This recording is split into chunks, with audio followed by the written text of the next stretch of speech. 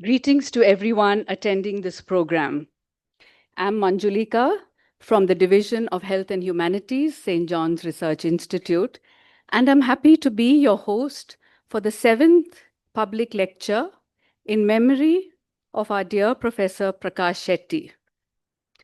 We're privileged to have from across the world Dr. Nandini Shetty joining us online, various members of the Prakash Shetty family here in the hall as well as online, Dr. Prakash Shetty's students, his colleagues, friends, and the executives, staff, and students of St. John's. I call upon our director, Reverend Father Jesudas, to welcome the gathering. Dear our guest of honor and speaker of the day, Srimati Uma Mahadevan, Additional Chief Secretary, Government of Karnataka, and respected the family members of Dr. Prakash Shetty, especially Dr. Nandini Shetty, and esteemed heads of the institutions and members of executive committee and heads of the departments, former faculty of St. John's, colleagues, friends, and members of St. John's family. It gives me great joy and pleasure to welcome you all to this seventh Professor Prakash Shetty's public lecture. This annual lecture is not only an occasion to reflect on pressing issues in health and society, but also a way of honoring a man who was both a distinguished scholar and a deeply humane person, Professor Prakash Shetty. Professor Shetty began his studies in CMC, but he started his career at St. John's in the Department of Physiology. His intellectual brilliance and dedication soon marked him out as someone distinguished of great impact. Later, his journey took him to London, where he continued to shine as one of the most respected nutritionists of his generation. He was responsible for the considerable achievements of developing the very first whole body calorie meter in Asia with the support from the Wellcome Trust in UK. This was a pioneering step in nutritional science that advanced the understanding of human energy requirements and influenced global policy. But his brilliance was not confined to nutrition alone. Professor Shetty had very wide intellectual interest. He read many thoughts and deep inspiration for beyond boundaries of nutrition of science. He was a man of curiosity, imagination, and vision, qualities that made him not just a scientist, but also a thinker who cared about the broader burden of human condition. Although much of his professional life was spent outside of India, his heart remained close to his homeland. He constantly looked for ways to give back, to contribute, to uplift the society from which he had come.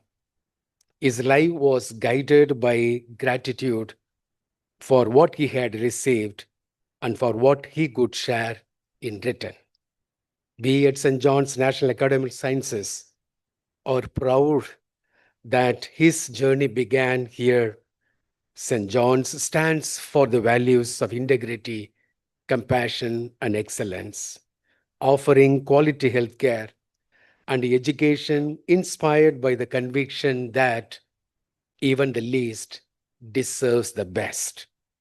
Professor Shetty's life and work resonate deeply with this mission that knowledge and science must ultimately serve humanity, especially the most vulnerable.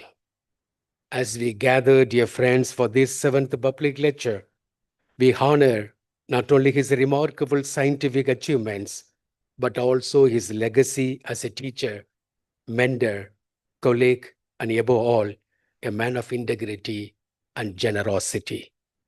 It is my privilege now to extend a warm welcome to the guest of honor and today's distinguished speaker, Srimati Uma Mahadevan, whose own life of public service and leadership reflects the very values that Professor Shetty cherished. A warm welcome also to Dr. Nandini Shetty and online, to the family of Professor Shetty, to his colleagues and friends, and to all members of St. John's family.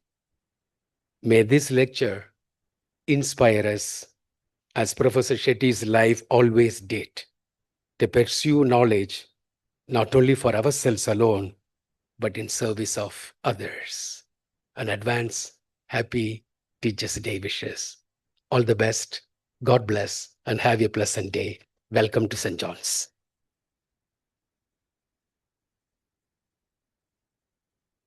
Thank you, Father, very much for that warm welcome and for reminding us and reinforcing the values that St. John stands for, as well as the values that Dr. Prakash Shetty stood for. So you have already introduced to us quite a bit of the work that Professor Prakash Shetty did.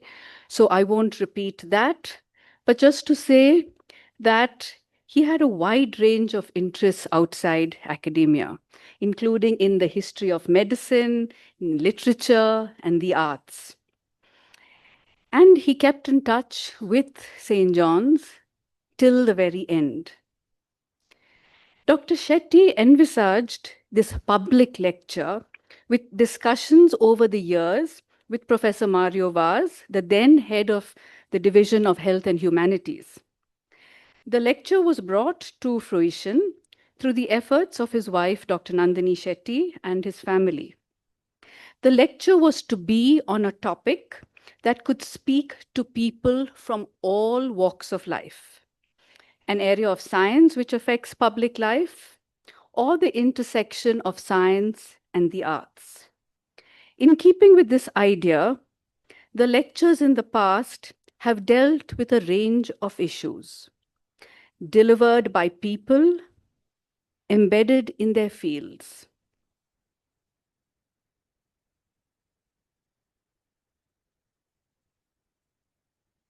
Today, in continuance with that aim, we are privileged to have Srimati Uma Mahadevan speak to us.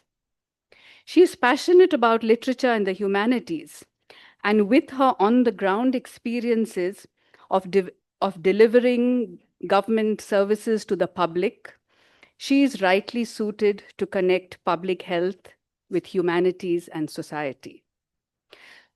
The lecture will be followed by a Q&A session, and for those of you joining online, please use the chat box. We now have the opportunity to learn about Prakash Shetty from another angle. We have with us Dr. Sylvia Kamath, who has been an outstanding professor of anatomy and has been with St. John's from its very start, the Booth Bangla days at St. Mary's Orphanage. In 1964 is when she began her career here at St. John's, and right up to 1994. She was a former colleague of Dr. Prakash Shetty during his time at St. John's. She herself was a much-loved teacher and mentor to many. I request Dr. Sylvia Kamath to take the stage as she shares her memories of Prakash Shetty. A warm welcome to you, ma'am, and please join me.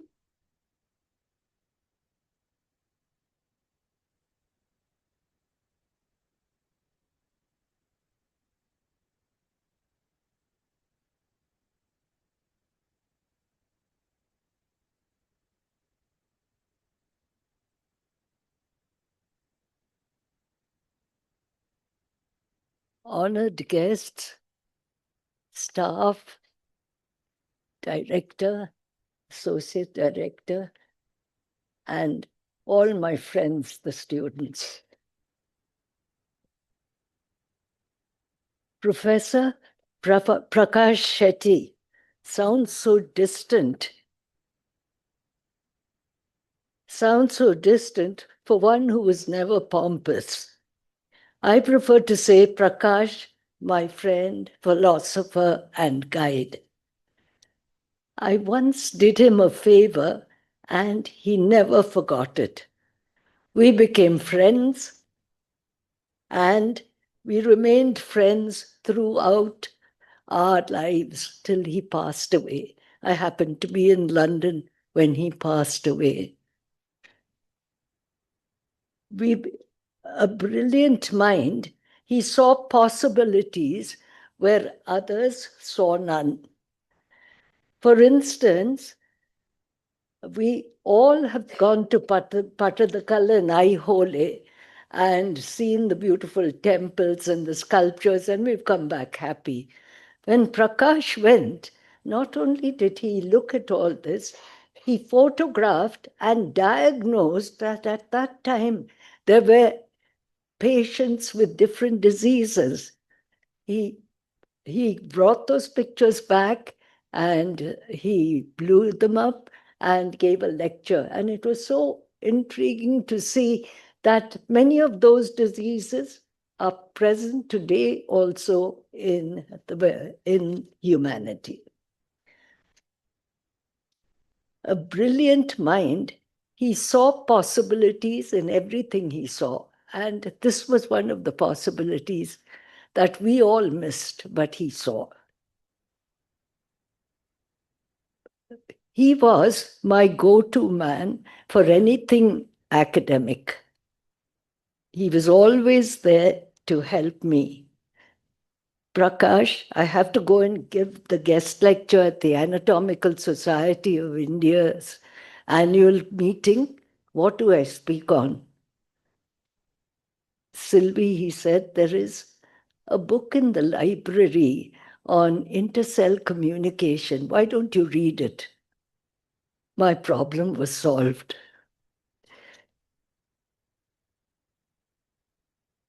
There are many, many instances of how he has helped me. I sent a paper to the British Journal of Anatomy, and they promptly sent it back saying, we cannot publish it. What nonsense, he said. It's a very good work. So send it back, Sylvie, with a strict letter and put a sting in the tail. I said, Prakash, you'll have to put that sting. So he wrote the letter with me and we sent the paper back.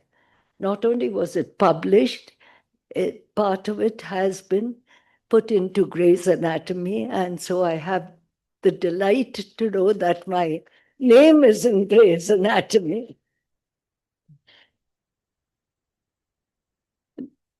The other thing I wanted to talk about was the way Prakash had of dealing with everyone.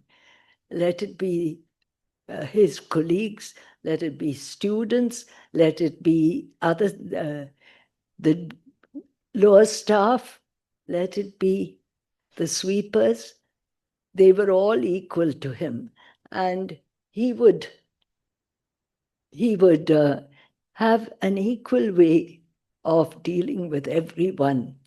He never raised his voice. He was always soft and kind and accepting of people as they were. But he had 2 research fellows in his department, and they were always quarreling. I get a call from Prakash, Sylvie, I'm sending these 2 to you. I just can't manage these women's quarrels. So promptly they came to me. God took him away far too soon. And for all of us who came in contact with him and who were very close with him. We feel it, not anyone who came in contact with him, and me too. We miss him a lot. Thank you.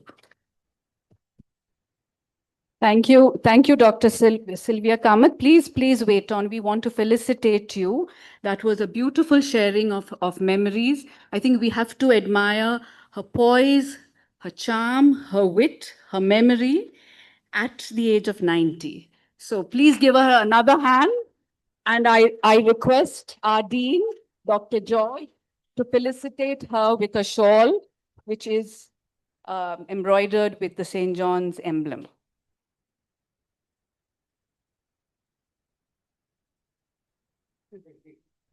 This is one of my students.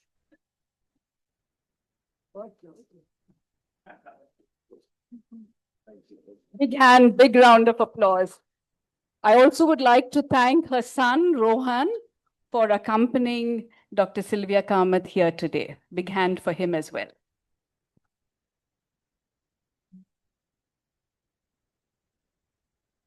I now have the honor to introduce our speaker, Srimati Uma Mahadevan. I would also like to thank Dr. Nandini Shetty, Dr. Nandini Vallath, and Sandhya Srinivasan and Professor Sunil Pandya for connecting me and our division with her.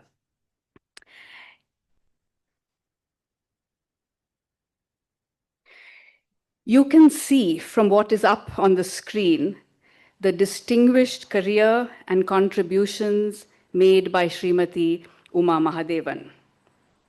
She has also introduced a digital platform for participatory planning in Gram Panchayats called Panchatantra 2.0 that promotes inclusion and accountability. But for me, what makes her a civil servant with a difference is her passion and flair for literature, both reading and writing, her passion for inclusion, and above all, to convert intent to action. She has been reviving and opening rural public libraries, helping women's groups, Anganwadi workers in local management. At our recent conference on ethics education, she quoted Tagore and said, "I acted and I felt joy." Ladies and gentlemen, that is Uma Mahadevan for you, a public servant who will deliver this year's public lecture titled Public Health, Humanities and Society. Thank you, ma'am. The stage is yours.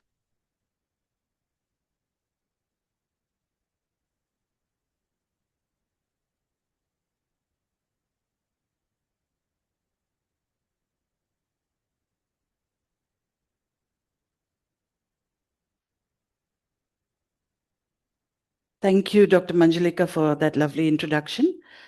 Dr. Nandini Shetty, Reverend Jesudas Rajamanikam, Dr. Sylvia Kamath, Dr. Manjulika Vaz, Dr. George, Father Menzies, Dr. Tony Raj, others distinguished participants in person and online. It's such a great honor to be delivering the 7th Dr. Prakash Shetty Public Lecture 2025. Dr. Prakash Shetty was a highly distinguished professor at St. John's Medical College. During his later years working in the UK and Italy, he continued to maintain strong links with India, remained an emeritus professor at St. John's. I was reading this very beautiful obituary by his colleagues, Paul Trahan and Philip James, in which they write about how, born in India in 1943, before Indian independence, Dr. Shetty trained in medicine at CMC Vellore, joined St. John's, went to Cambridge for a PhD, returning to India, worked at St. John's for many years, did amazing things, and then, of course, moved to London, FAO. He was CEO of the Lancer Consortium, and so on. But what really struck me about the obituary, which was very thoughtfully written, is that it describes, as Dr. Sylvia Kamath so movingly expressed, it describes Dr. Shetty as having a very wide range of interests as an individual for whom the world had no real boundaries. Nevertheless, always recognized that philosophically he was very strongly, and this is what the writers of the obituary say, strongly and very deeply rooted in his background and upbringing in India. He was also very clearly passionate about engaging the arts and humanities with the sciences. And this public lecture, named after him, clearly reflects that passion. Keeping this in mind, I'd like to share some of my reflections on the humanities, public health, and public service in general, because the intersection of academics, arts, activism, and service is really what drew me into public service too. And Dr. Manjulika did mention the quote that I always think of as something that compelled me into public service, where Tagore says, I don't have it in a slide, but he does say, I slept and dreamt that life was joy. I woke and found that life was service. I acted and found that service was joy. And I think that's a very beautiful quote. It's a very deep philosophical quote, which tells us all about the importance of action. Until we actually act, it's a lot of talk and a lot of faffing. But action is deeply meaningful. And that's why I've always been interested in public health, which also brings together the strands of science, art, activism, all the things that make life meaningful, and also bring together the efforts of society as a community. Public health considers the principles of, this is the slide I'd like to start with. I'll come to it. It also considers the principles of social justice and equity, promoting dignified lives for all, leaving no one behind. At its very heart, a focus on reducing inequalities in health, including those driven by racism, discrimination, poverty, and indeed any factor that leads to fracturing and excluding those who are our fellow citizens in society. Public health is a shared responsibility requiring our collective action, not only by the specialist public health workforce. I'm not Dr. Uma Mahadevan, by the way. I'm just Uma Mahadevan. I'm a civil servant. But also the coordinated efforts of governments, civil society organizations, community leaders, and the private sector. Public health work extends beyond the medical into social determinants, including nutrition, safe housing, addressing climate change, including rising heat and its impact on livelihoods. Even as we speak, just this morning I was replying to an email from a researcher, Jane Hurst, who wants to work with us on how rising heat is going to affect maternal health in North Karnataka. Addressing climate change, responding to extreme weather events and disasters. The shared aim of all this work is actually to offer people the best opportunity to live long and productive lives in which they can fulfill their potential with dignity. We had a recent example of an unprecedented public health challenge during the COVID-19 pandemic. The pandemic told us many things. It highlighted ethical conflicts that arise when resources are scarce, when quick decisions must be made to protect the many at the expense of some. But ethical public health policy requires us to continually reflect on how best we can balance benefits, risks, and protect the most vulnerable of our communities.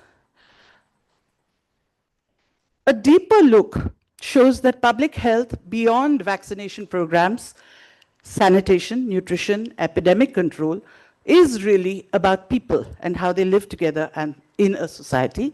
And this is where it intersects and cannot be separated from the humanities, because health is not just biological, it's also social, cultural, ethical, and deeply human. And this is where the humanities, history, literature, philosophy, the arts from the ancient times, such as the writing of Thucydides or the epics, remind us, among other things, that societies have always faced challenges. One of the first things I thought of when we first started hearing about the COVID pandemic was actually Camus' The Plague, because that's exactly, both literally and metaphorically, about the kind of diseases that take over our communities. And I'll come to this.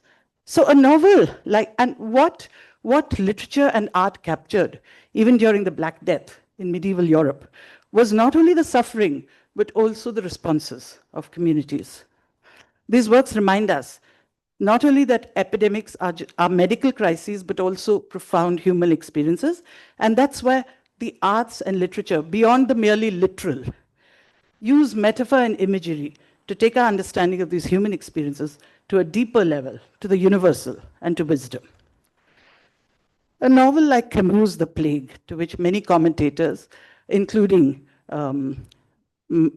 myself, turned in order to understand the moral and human dimensions of the COVID pandemic, highlights the social and ethical dimensions of disease, quarantine, isolation, the tension between individual freedom, collective responsibility, but it also tells us something deeper about the human heart. And this is where one of the most beautiful quotations from The Plague, this is what I wanted to start with, that more fellowship with the defeated than with the saints. Heroism and sanctity don't really appeal to me, I imagine. What interests me is being a man. Of course, he says a man, I'd say human. But this is one of the most powerful quotations about what actually makes us human. And I think the pandemic, the memories are still with us. I think many of us, both as individuals and as communities or as a society, we haven't really processed the full impact of what COVID did to us, and that processing still remains to happen. I have one more quotation from The Plague. I'll read it out.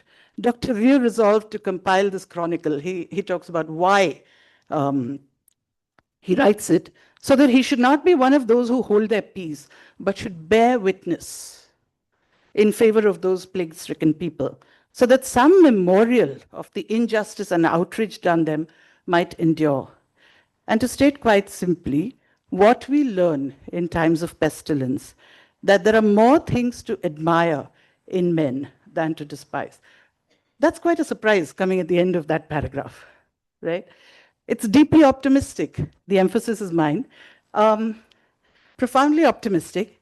And of course, we should also recall that it was Camus who says one of the most beautiful things in literature, which is that in the depth of winter, I found within myself an invincible summer. It's one of my favorite quotes from literature, one of my favorite learnings, a sentence that stays with me. I'd like to show a few pictures from what Karnataka did and what experience we had during the COVID pandemic. I was handling the response in rural Karnataka. I was also handling the connect with civil society organizations and the private sector and so on. And one of the things we found was a tremendous, huge challenges, of course, in rural Karnataka, but also, again, more things to admire than to despise. So one of the first things we did, and I still remember, this was in March 2020, just when the WHO bulletins were coming in, the lockdown had started. We couldn't send people to the rural areas because it was already locked down. So we were wondering what to do. And I still remember an 11 or 12-page circular that we issued saying that we'll set up these Gram Panchayat task forces. Gram Panchayats are local elected bodies. We have nearly 6,000 of them in Karnataka, in rural areas, each one catering to a population of somewhere between 5,000 to 7,000. And they are elected, 50% of them are women. There are nearly 90,000 odd elected representatives. But along with them in these task forces, we created task forces which included, chaired by the Panchayat president, but also included the officials, included the frontline community workers, the Ashas, the Anganwadi workers, included the village rehabilitation workers, sometimes the bank manager, if there was a bank branch there. And here is an example of what they did. They immediately swung into action.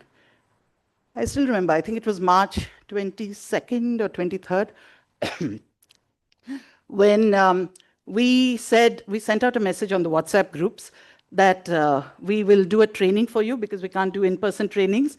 We will try to do a training for you on YouTube Live. Please sit in front of your computers by 11 o'clock and sign in on the live chat. The next morning, this was on the 22nd afternoon when we sent out this message, and we booked a studio of the higher education department, and we said we planned out the PPT and all of that. Put together some information from what WHO sent, from something from the Ministry of Health, something that we had. And I remember 10:45, we started seeing these messages trickling in. It was like almost live on the YouTube live chat. They were already sitting in front of their computers. And that's when I knew that something had clicked. And this actually might work. So this is an example of a Gram Panchayat task force. We had task forces like this across the state, nearly 6,000 panchayats. Some of them took actions way beyond what we told them. We had a simple little PPT showing what the coronavirus looked like. At that time, not much was known, what kind of things they needed to do, how they needed to mask, how they need to follow social precautions. But these task forces, in some places, they shifted the entire office into the open and sat under the trees because they knew instinctively that it wasn't very safe to sit inside rooms. So this is how local action can actually change global outcomes. Here's an example. I will talk a little bit about how arts and the humanities. Here's an example of a coronavirus rangoli in one of the panchayats. They actually took the PPT, which we shared, which was a very scientific PPT, and they just converted it into this, slightly intimidating alien-like monster. And here's another one in a tiny panchayat in Dakshina Kannada. It was amazing. They came up with amazing creative solutions. They used chalk and then they used paint to create circles outside the milk cooperative, because village life has to go on, just like life in our gated communities went on. Life has to go on. The cow needs to be milked. The milk needs to be supplied. People need to work in the MG Narega fields. And all of that had to happen with protection, with physical distancing. And so this is what they did. There were places called kattes under the trees where senior citizens would gather. So they didn't want senior citizens being particularly vulnerable. So what they did was they painted those kattes with sticky oil so that people wouldn't sit there. It was amazing, moving, and it was also very, very humbling, because what they were doing was taking the information, the small bits of information that we were able to give them, and converting it into science-based awareness that was actually going to reduce what could have potentially created huge amounts of stigma, fear, panic. Because remember, the lockdown started just during Ugadi, when a lot of people from urban Karnataka had gone home. And there were people, they were going to jump into the water bodies and swim and do all kinds of things and potentially, risk infection. So this was one of the things that made us very happy and deeply, humbled by their response. Panchayat members, Asha workers, Anganwadi workers went house to house across Karnataka to collect information about vulnerabilities, comorbidities. Is there a pregnant person? Is there a pregnant woman in the house? Is there somebody who's a stroke victim? Is there somebody who's undergoing treatment for cancer? Are there people who have HIV medications due to them? This was amazing. Here's one of those pictures. We were working out of WhatsApp during that time, and we got thousands and thousands of such pictures showing us the kind of work that local elected representatives and local officials were doing with their communities. Vaccination. This is my last picture in this stretch. COVID vaccination was another exciting project. It was not trivial. It was both simple and also something that needed to be planned, because it needed a phone, it needed registration. Each phone number could be used only for 5 registrations. It needed, initially we did not have, this is actually frontline community workers, literally in the field, vaccinating people. People who are working in MG Narega and various other kinds of, this is I think from Mandya, rice transplantation, paddy transplantation. But initially, it was not happening in the field. People actually needed to be bused to the PHCs. And that, again, was an area where panchayats started setting up help desks, getting senior citizens together, persons with disabilities, organizing buses, getting them registered, taking them to the PHC, getting them vaccinated.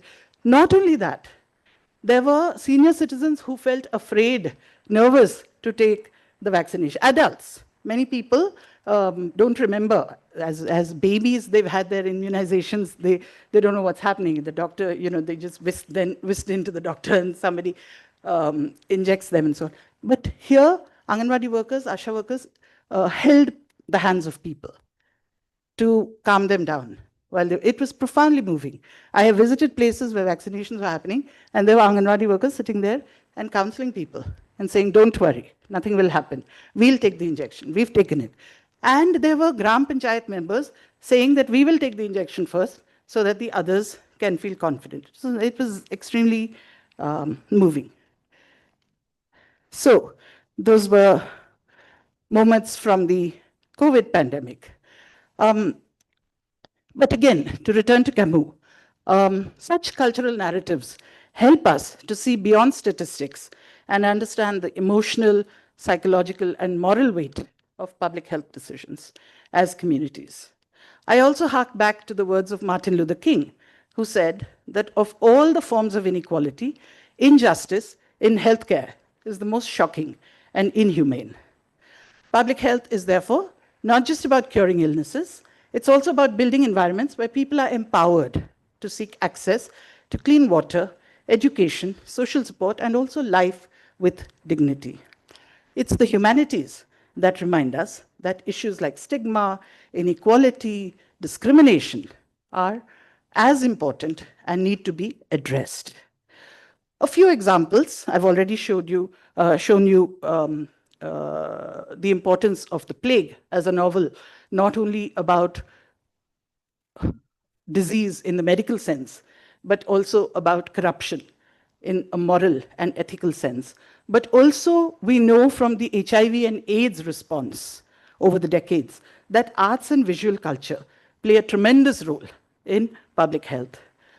The photographic narratives of people living with HIV around the globe reduced stigma through empathy on a personal and community level, oral histories, community narratives, literature from the AIDS crisis, not only fiction, but memoirs, poetry, plays, and essays give a voice to those suffering stigma and loss, not only the patients, but families, caregivers, and communities, raising awareness and urging and fostering policy action. The anthropologist Paul Farmer's work, which I'm sure all of you are familiar with, in Haiti, found that health interventions are most successful when they respect and incorporate local beliefs, and this inclusive approach leads to better outcomes and greater health equity. In short, public health, humanities, and society are deeply connected and intersect at levels both individual and levels that are also deeply philosophical. Science gives us the tools, but the humanities give us important perspective, empathy, and a direction towards wisdom. Together, they help us to see that health is not simply the absence of disease, but also about how societies recognize the dignity of every individual, care for those who are vulnerable, and strive for justice and well-being. I often say to my team members that what we learned from the Gram Panchayats, the self-help group women and farmers during the COVID pandemic in rural Karnataka was actually that you can move from a paradigm of welfare. In welfare, in the paradigm of welfare, you expect persons needing care, needing help to come to you. But you can move from a paradigm of welfare to one of care. You can actually move from the metaphor, and I will talk about it, of the last mile, which comes from telecommunications. In public service delivery, we often talk about the last mile, but I've started understanding over the last few years that we need to talk about the first mile, because it's at the first mile, at the local level, at the community level, that you can regard every person in their context with their dignity and their needs. The humanities are what offer us these essential perspectives and skills to help us to become compassionate, culturally aware, and ethical members of society. I don't often quote Churchill because I disagree with some of his racist and bigoted beliefs, but I am told that once when he was asked about cutting funding to the arts in order to fund the war effort, he actually asked back, if we do that, what are we actually fighting for? And I think that understanding about the importance of the arts, it's at a visceral level, it's most important for human existence. I'd like to talk a little bit now about the role of public servants in society. I've spoken about public health, I've spoken a little bit about the humanities, but from my own lens as a public servant, I'd like to talk about, it's something that troubles me a lot, about deteriorating principles, and I'd like to talk a little bit about it. Even after several decades, welfare programs in India often fall short of their intended outcomes. We have continued and intractable problems such as child stunting. Here is a picture of children, Anganwadi children, on a field trip. I think Dr. Kurpad, you may have seen it in one of my Anganwadi presents. It's a favorite of mine. It's a group of Anganwadi children. Child stunting remains intractable, 35%. The lack of attention to girls' education. This is one of the pictures from the libraries. We don't pay enough attention to girls, their needs, their educational needs, their needs for nutrition. Underage marriage. This is a picture from a children's Gram Sabha, a children's assembly in rural Bellary, where the young girl who's, these pictures are all taken with consent, by the way, the young girl who's standing up and talking is expressing her fear that her family is going to get her married. She's 15 years old and her family is pressurizing her to get her married. Of course, our team, local team, immediately took action, spoke to the family, got it prevented, continued her education and so on. But what I found interesting was that she found this children's assembly, this large gathering, enough of a safe space to actually stand up and share this deeply troubling fear of hers. And the need, the need for policy to understand that deprivation is intersectional and needs to be addressed as such. This is a child who's visually impaired, sitting in one of our libraries, in a remote library, rural library in Ramnagara district on the banks of the Kaveri, and she's listening to a story on the computer because the computer has made it possible for her to access learning resources close to her home. It's as simple as that. We can have decentralized learning centers, learning hubs, if we recognize and prioritize that deprivation is intersectional, and we must take everybody along and ensure that no one is left behind. Some policy commentators have blamed this failure to achieve outcomes partly on what is called algorithmic thinking in the bureaucracy, and partly on the tendency to turn to technology to solve social problems. I've done a bit of work, and I'm glad you mentioned Panchatantra too. I've done a bit of work on using technology to solve social problems. I think there's tremendous hope and tremendous potential for technology to do things in inclusive ways. And that really gives me hope. Other commentators say there has been a moral failure of the civil service due to a flawed system of incentives and penalties. But for a different view, it's important to look at the nature of algorithmic thinking. Firstly, this mindset has nothing to do with STEM education, whether it's engineering or the arts. Unfortunately, many degrees in the present-day education system tend to be more about a credential and proof of test-taking ability rather than a guarantee of any particular kind of learning. Having said this, what we call the algorithmic mindset exists. It's found not just in pockets of any particular segment, but in all sections of society. It's found both among STEM and non-STEM graduates. It's quite different from scientific thinking. Scientific thinking, and you're all practitioners here, observes empirical evidence, questions assumptions, draws inferences, skeptical, instead of rushing to conclusions.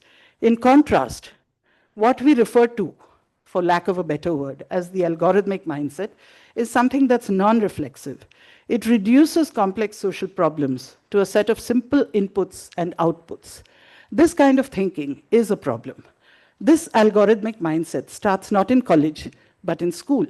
It's the inevitable result of a rote-based education system that doesn't let students ask questions or reflect independently or inquire into real-life social processes or think of consequences. Students are not expected to take risks, explore nuances, or navigate through ambiguities.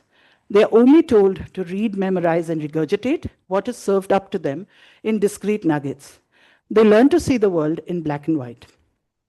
As for technology, as I said, when thoughtfully designed, it's a powerful tool to address many challenges in governance. It can limit discretion and bias. It can increase transparency.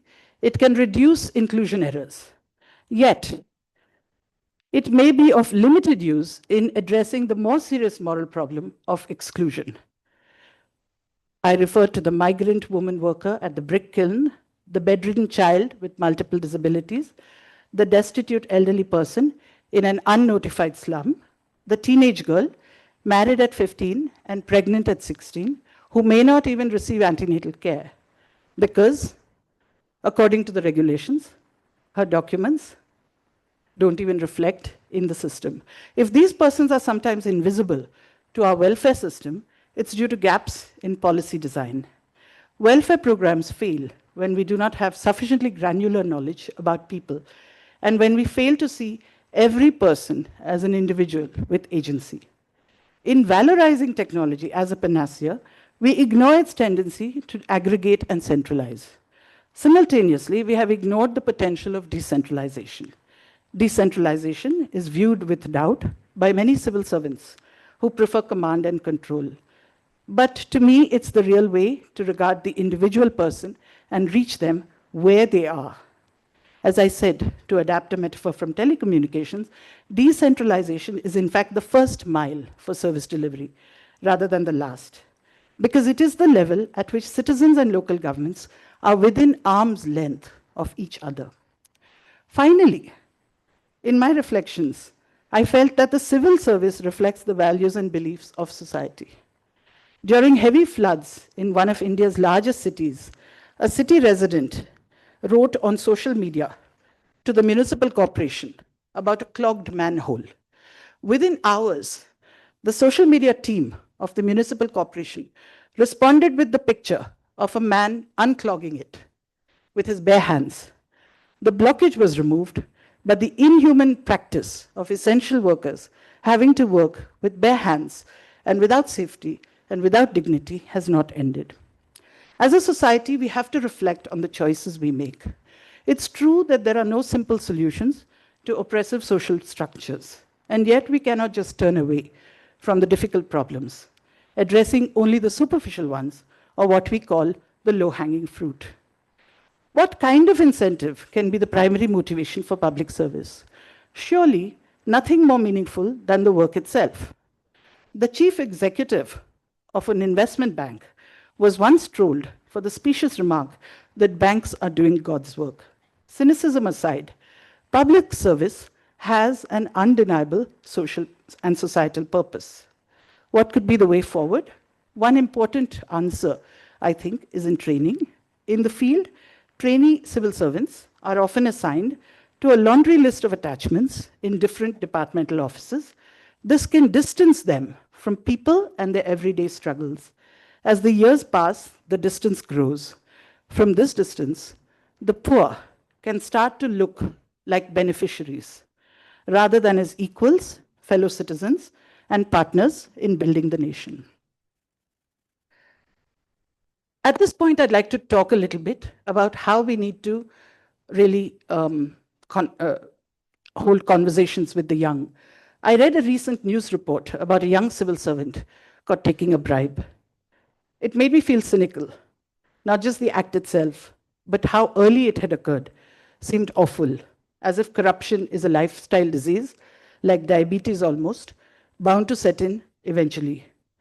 It started making me wonder how we can resist this drift and how we can prevent public life from corroding the ideals of the young. I'm often invited to talk to young people, and whenever possible, I accept, both as a parent, as a public servant, and as the daughter of someone who was a school teacher. I know how much these conversations matter. The young are full of creative energy. They're honest, they're fearless, and not afraid to show vulnerability. They have a hunger to learn, and they give me hope.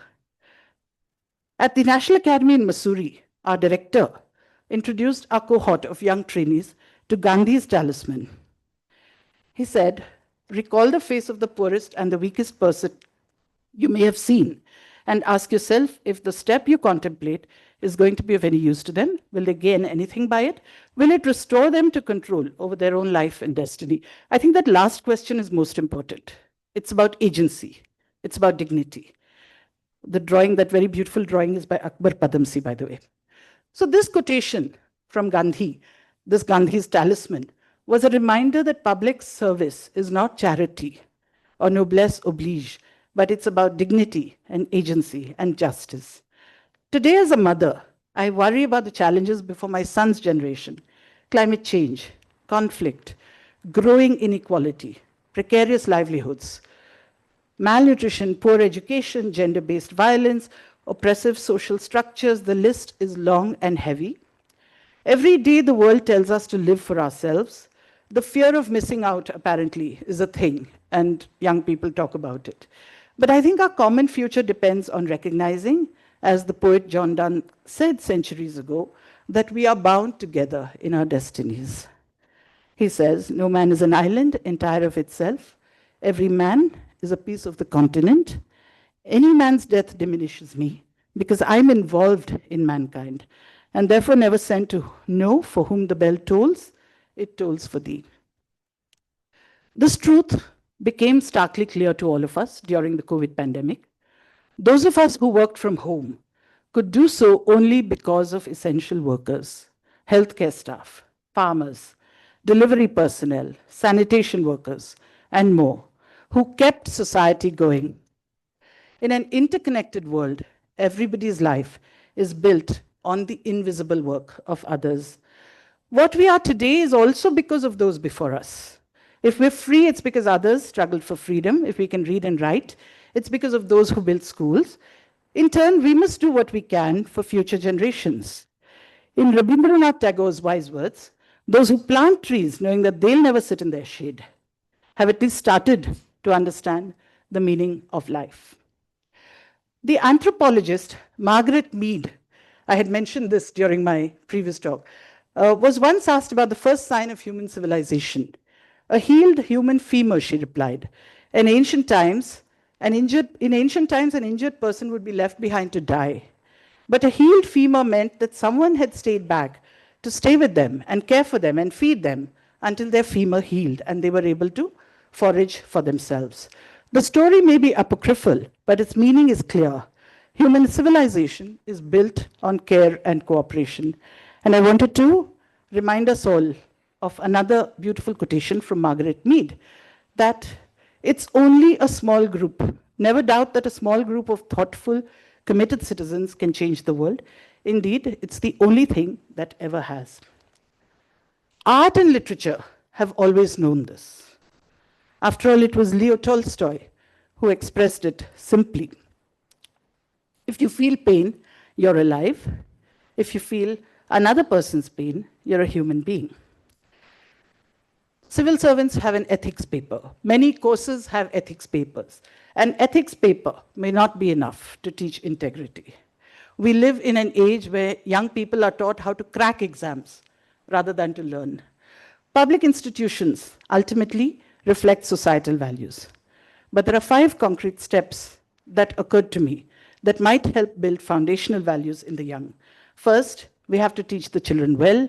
It was Aristotle who said that educating the mind without educating the heart is no education at all. We have to teach children to strive for excellence, but also to let them learn to accept and forgive themselves. When they fail, they can try again. The most important life lessons, including social and emotional learning, are learned in the early years. Warm and secure childhoods produce well-adjusted adults. Second, It's time to teach students the Constitution deeply, in theory and in practice. Civics education is the bedrock of a strong democracy. Third, instead of hothousing young people in coaching classes, it's time for us to let them also work within communities. They will learn to regard others as equals. They will learn to work with people, and not just for them. Fourth, of course, to promote art and literature. As a counter to the self-obsession and instant validation of social media, the arts are what let us sit for a while with the lives and feelings of others. Literature teaches us empathy and expands our imaginative and humane vision. But fifth, and most important, beyond all this, is to model good living, service, and reflective practice. What we say ultimately matters much less than what we do. When we serve, young people will see volunteerism as a natural part of life. Through reflective practice, they learn to pause, introspect, and consider the impact of their actions on the world around. Finally, we should be wary of sanctimoniousness. Moral arrogance is distasteful. As Nietzsche warned, whoever fights monsters should see to it that in the process, they don't become a monster. In a world full of chatter, panels, hashtags, schmoozing, action is fundamental. Action should be quiet, consistent, and as I said, local. The point is not to split hairs endlessly, but to actually make a difference on the ground. There are 2 billion young people in the world. We should prepare them to face the future with integrity and courage. Finally, there's a personal story I'd like to share. Do I have a few minutes? Yeah. There's a personal story I'd like to share on the essential human need for stories themselves and for narrative. When I joined the civil service in 1992, the literacy campaigns were being taken up all over the state to help people who had never had a chance to learn to read and write. While I was working in the field, this was in Mysore, in the area of HD Kote, tribal area, and Kollegal, a senior literacy activist from Delhi once told me about how the great Shivram Karanth wrote a set of stories in the 1950s to help illiterate adults learn to read. It was for a UNESCO project in Mysore. Whether for children or for adults, Karanth said that stories must be interesting if learners are to be engaged. It would be patronizing to ask adult learners to read children's books. At the same time, as beginning readers, they could not straightaway attempt Karanth's novels. Hearing this, Karanth stayed up one entire night to write a set of new stories specifically meant for adult learners. The next morning, the literacy activist who was staying with him found a pile of discarded drafts on the floor, which showed how carefully Karanth had worked on these stories. Decades later, these stories by Karanth, illustrated with beautiful drawings by no less than the artist K.K. Hebbar, became part of the Dakshin Kannada literacy campaign. I used them myself in 1998 when we did another literacy campaign, another round of the literacy campaign across the state. Karanth told the literacy activist that the books should be small in size and easy to hold, and with large print for adult learners who would use them to learn to read. Think of the engagement. Here is a Gyanpith Award-winning writer, an illustrious writer, senior writer, explaining exactly the font size and the layout of the page, like children's picture books, but with deeply philosophical stories to which adults could relate. One of the stories, so these are pictures from my copies of the books. One of the stories in Karanth's primers was a retelling from the tales of the Buddha, the parable of Kisa Gautami and the mustard seed. Kisa Gautami came weeping to the Buddha one day because her son had died. She pleaded to the Buddha to give her some medicine to revive the child. The Buddha asked her to bring him a handful of mustard seeds from a house where there had been no death. Going from house to house, you can see that picture. She's going from house to house. Hige ellara maneyu savu kanda maneye. Going from house to house in search of one where no one had died, Kisa Gautami heard story after story of grief and loss until she realized that death came inevitably to every home.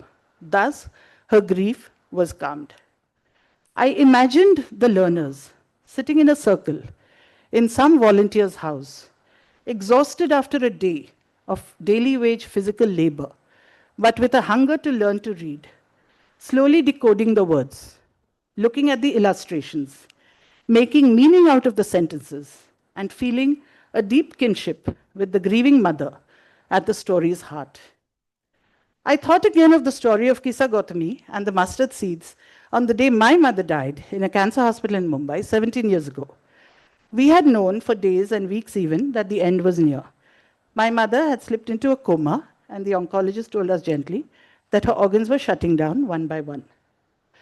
There are standard phrases for these situations. She is sinking. The end is near. It will soon be over. When we went to the hospital, we hadn't taken enough reading material. I had, in my bag, I always carry a book, so I found a classic Muriel Spark novel, The Prime of Miss Jean Brodie. My husband hadn't carried a book, but he read the whole of an Alice Munro story, short story, on his phone. The next morning, I brought more books, because it would be a long haul. And yet, when it came, what they call the end, I was unprepared. The death rituals gave us things to do and matters to arrange, while our minds were elsewhere. Earthen pots were procured, flower garlands, a bowl of rice grains, some coins. In the morning, my mother's body was sent into the furnace at the electric crematorium at Chandanwadi. That evening, we poured the still warm pot of ashes into the sea at Bridge Candy. No food was cooked in the house. A neighbor sent idlis, someone sent parathas. A small mud lamp flickered in a corner all night and all day. On the 10th day, a young priest who worked night shifts as a BPO staffer texted on his phone while chanting the shlokas. We arranged rice balls and unsalted food on a banana leaf and waited for the crows in order to, the priest said, turn my mother's drifting soul away from earth and towards heaven. As I imagined my mother's winged soul flying further and further away, I felt a mother-shaped hole open up in my heart. Would I ever see my mother again? Her tired smile, her quizzical look? Would she ever joke about Bertie Wooster stories with my husband again? Would I be able to talk to her saying, I knew you would say that, the way we did? Would I ever be her daughter and she my mother again? It occurred to me that we all need our parables of the mustard seed. And that is what the arts and the humanities do for us. I thought again of the story of Kisa Gautami when I read Amitav Kumar's moving essay Paya about his mother's death in Patna. The image that accompanies the memoir in Granta is one of marigolds, a broken garlands, some petals floating on water. I felt my stomach lurch when I saw this image because I remembered how we poured my mother's ashes, including pieces of bone, into the water, along with thick fistfuls of marigold petals. Because it isn't when the doctor is signing a death certificate or when your mother's body goes into the fire, but only when you have poured the ashes into the water and tossed all the flowers into it and your hands are finally empty. It's only then that you begin to comprehend the loss. Your mother is no longer on this earth. I dealt with my sorrow by writing in my notebook, says Kumar. There's a very long tradition of writers writing about mortality. Faced with the end, a writer reflects upon the life that preceded it. Joan Didion writes, in The Year of Magical Thinking, about her husband's death and her daughter's illness. Cheryl Strayed writes about the loss of her mother and her subsequent journey of self-discovery in Wild. Dr. Paul Kalanidhi writes a memoir about his own mortality in When Breath Becomes Air. And most recently, I read Jenny Diskey's Cancer Posts. Each one's treatment of the subject is vastly different. Didion's prose is filled with taut clarity. Strade's narrative is spirited, adventurous, and wild. Kalanidhi's is the measured, precise account of a medical professional. There is no syrupy self-help, no cliché, no false promises in these memoirs. The writers are at their most thoughtful, but also unguarded and honest as they come up against the final mystery of death.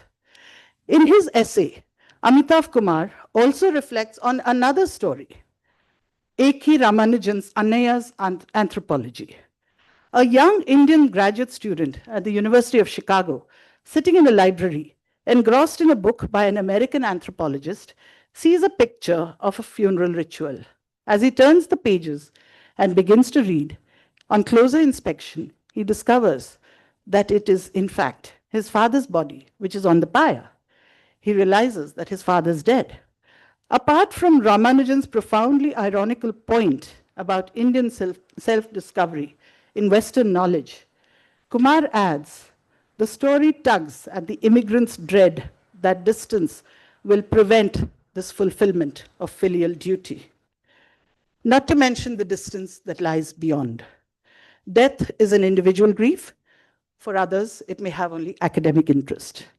I had been luckier than Annaya, reflects Kumar, but there's sadness in his words. The humanities teach us to draw meaning from experiences that are both universal and individual and universal. The arts teach us what is worth living for and what is worth fighting for. In short, the humanities teach us what it means to be human. Thank you.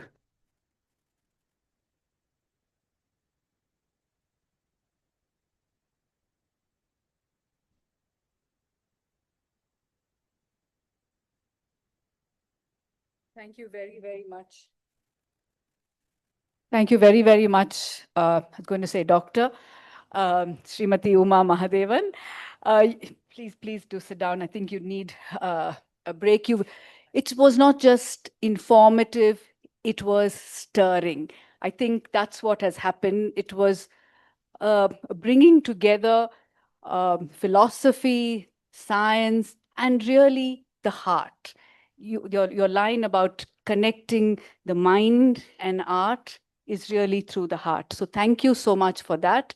Please join me again in giving her a big hand.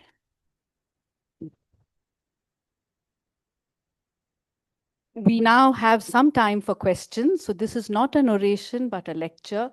So we are open for questions. Do put on the mic in front of you, and Dr. Mahadevan, Uma Mahadevan will address the question. Those online also can add their questions. Dr. Nandini. No, I think Mrs. Nandini Shetty has posted a comment, if you could read it.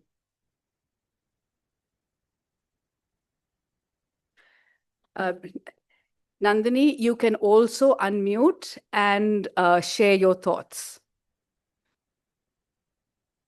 So Nandini has said, thank you, Uma Mahadevan, for an erudite lecture that has combined so successfully the principles of public health with innovative and practical measures to serve the needs of the people. I appreciate your emphasis on rural communities and the very important role of women and girls within these communities. You are an inspiration and a role model for strong women leaders everywhere.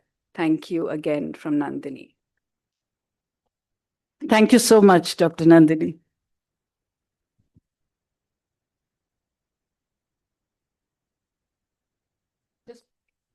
Just put the mic on in front of you. You know how this works. And then Sudhir, yeah.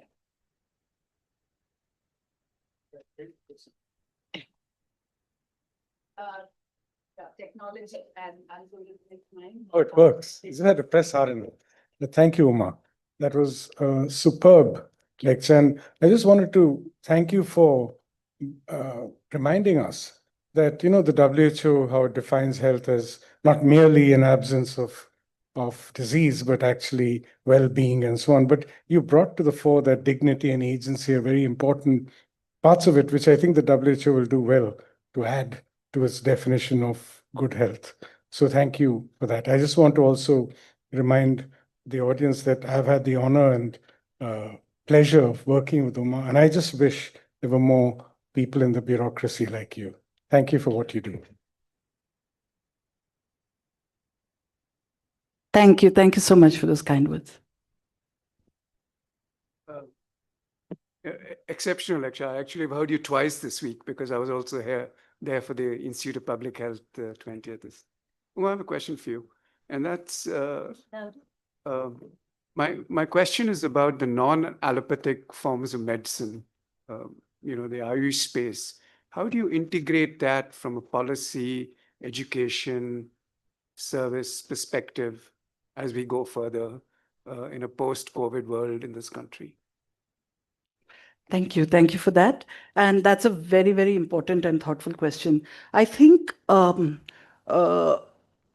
we have found is that the non-allopathic forms of medicine are going to be increasingly important, but we're still finding our way around. The Indian systems of medicine have already been part of our health systems in Karnataka and in other states.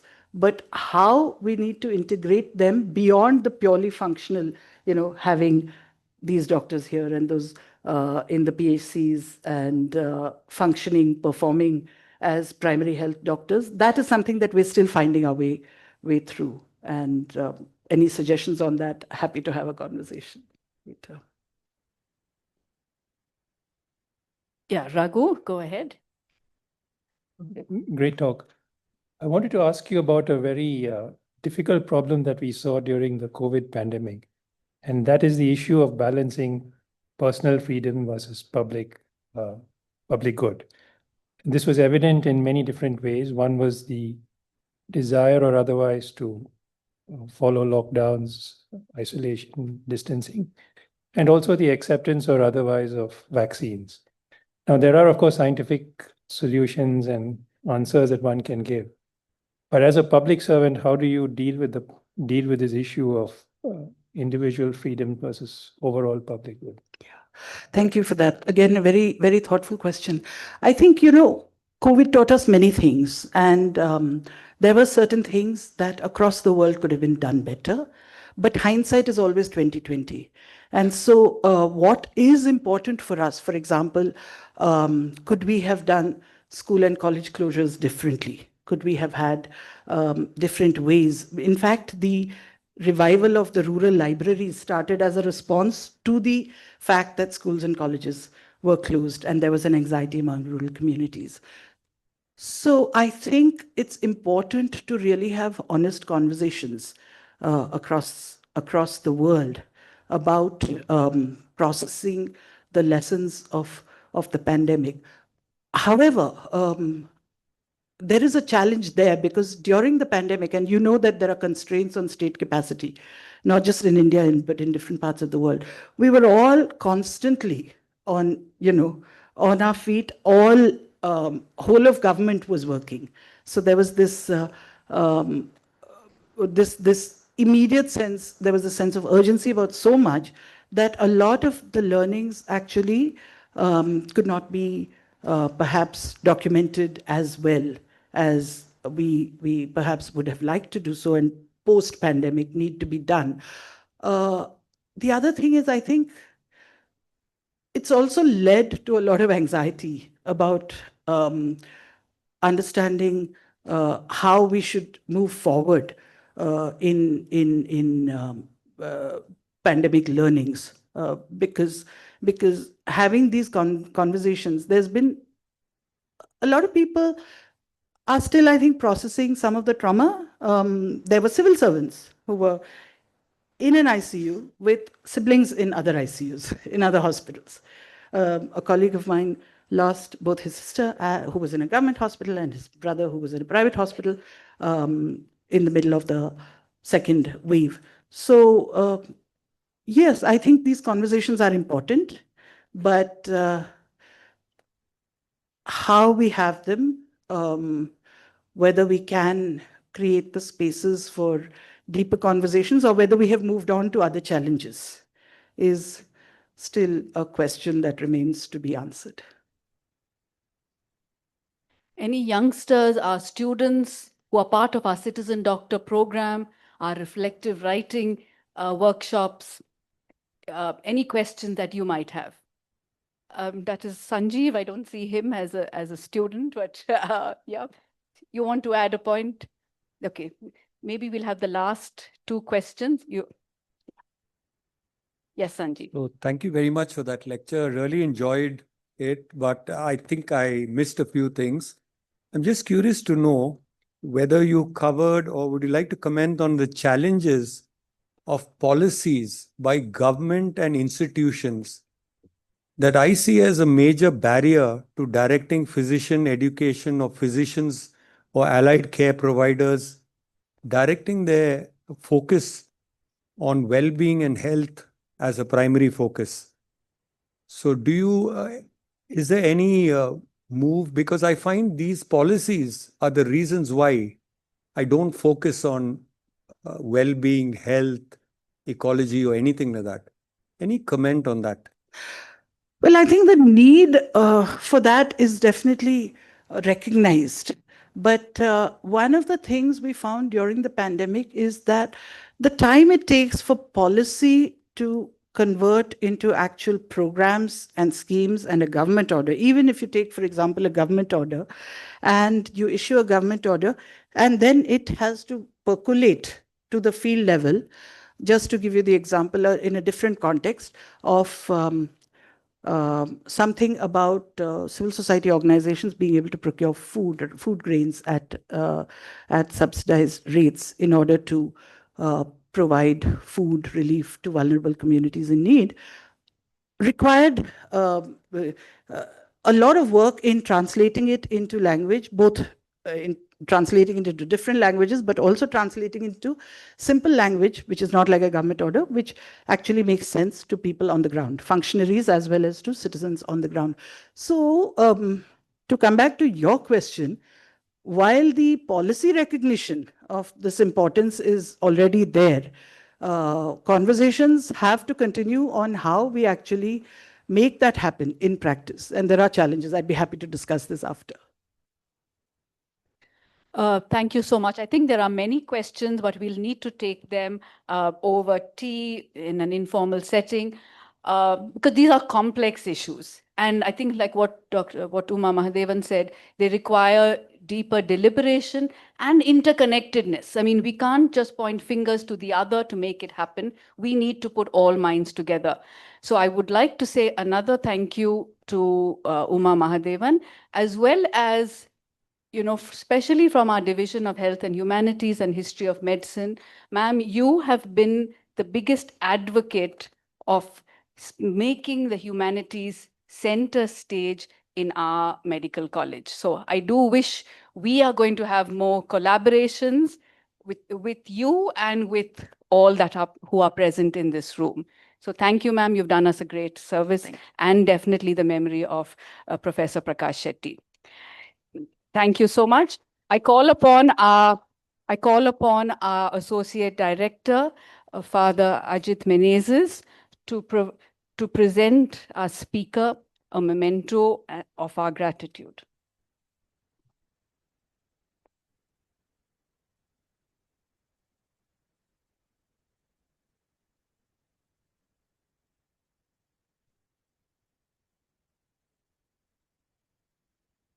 I'd also like to add a word that ma'am also walks her talk. She has passed on the honorarium that we've offered her to our hospital to help with the costs of medical care. So with that, we come to the end of this 7th memorial lecture. I call upon our Dean of the Research Institute, Dr. Tony, to deliver the vote of thanks.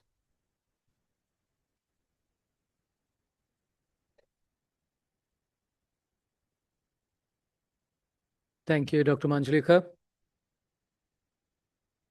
Our director had to leave for an urgent meeting, so in his absence, we have other executives. Father Ajit is here, Dr. George, and other members of our executive committee.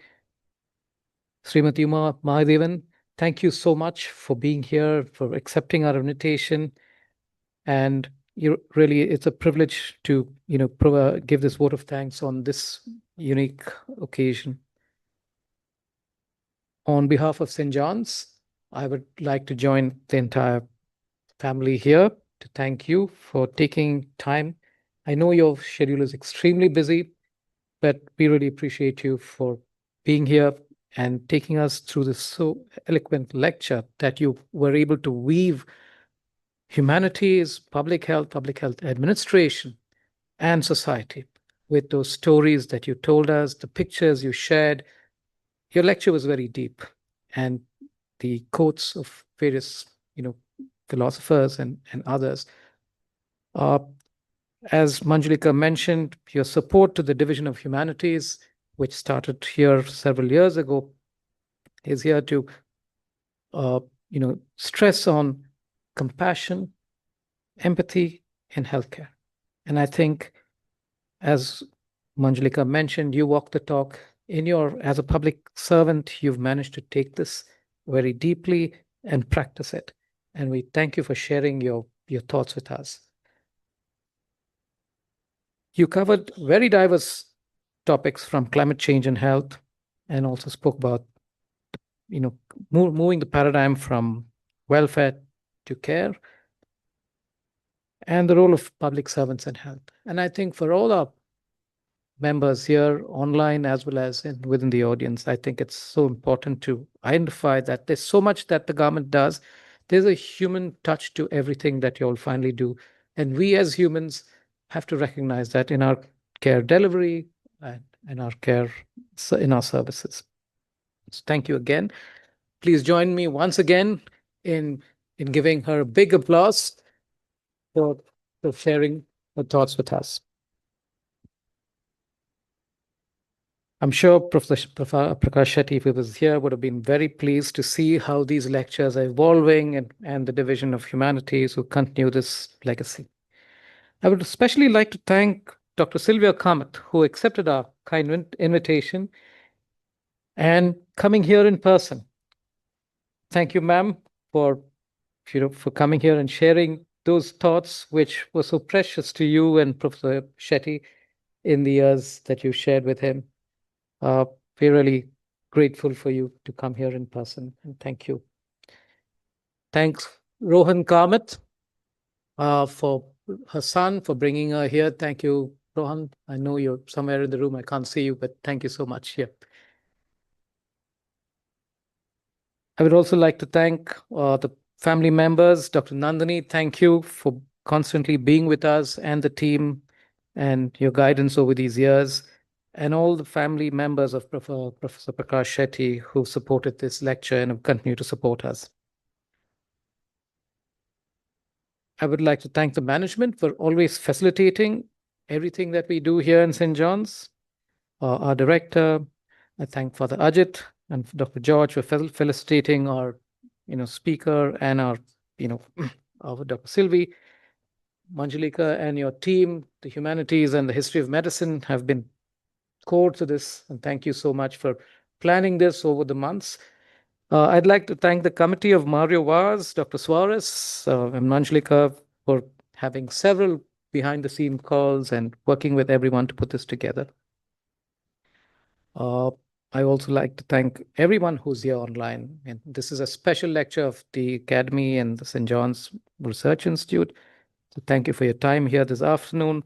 A big thank you to the logistic teams of Ali, Prajit, Maharaj, and Rajan, and everyone who's been handling various logistics behind the scenes. If I've missed anyone, I'm sorry. But to everyone who's been here and online, thank you so much for your time this afternoon.